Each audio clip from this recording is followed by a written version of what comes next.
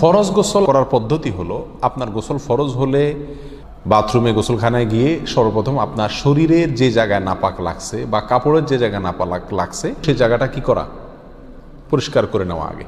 যদি আপনার জায়গাটা চিহ্নিত থাকে যে এই জায়গাটা নাপাক লাগছে, ওই জায়গাটা ধুয়ে ফেলান।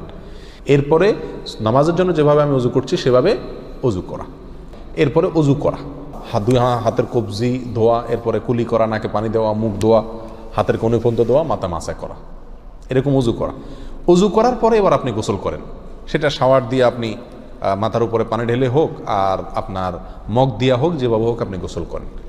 গোসল করা শেষ হয়ে গেলে, গোসল করে যখন বের হয়ে যাবেন, তখন যাওয়ার আগ দিয়া ওই যে পাও ধোয়া বাকি আছে হুজুর, যাওয়ার আগ দিয়া পায়ের ওখানে পানি ঢেলে টাকনো পর্যন্ত পাও ধুয়ে ফেললেন, বাস গোসল হয়ে গেল।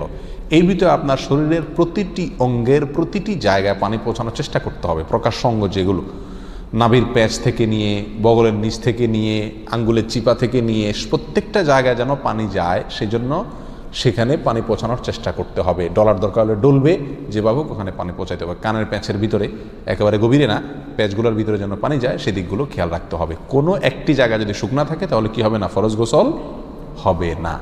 অতএব পরিপূর্ণ শরীর যাতে ধোয়া হয় সেদিকটা খেয়াল রাখতে হবে। নেল পালিশ ইত্যাদি বা কোনো রং টং ইত্যাদির কারণে যদি কোনো আবরণ থাকে শরীরের উপরে, তাহলে সেগুলো সরা নিতে হবে, তা না হলে কি হবে না, ফরজ গোসল আদায় হবে না।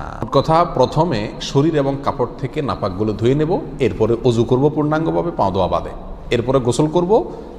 আর বের হওয়ার সময় দোনো পাও টাকনো পর্যন্ত ধুয়ে তারপর বের হয়ে যাব। এই গোসলের সাথে আমার অজু হয়ে গেল। এই গোসলের পরে আর কি করার দরকার নাই, অজু করার দরকার নাই। অনেকেই গোসলের পরে অজু করেন, এটা কোনো প্রয়োজন নাই।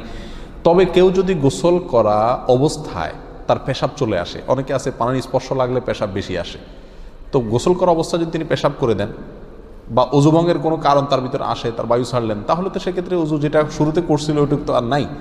তাহলে তাকে আবার কি করতে হবে, নতুন করে গোসলের পরে অজু করতে হবে। এ হলো মোটামুটি ফরজ গোসলের পদ্ধতি।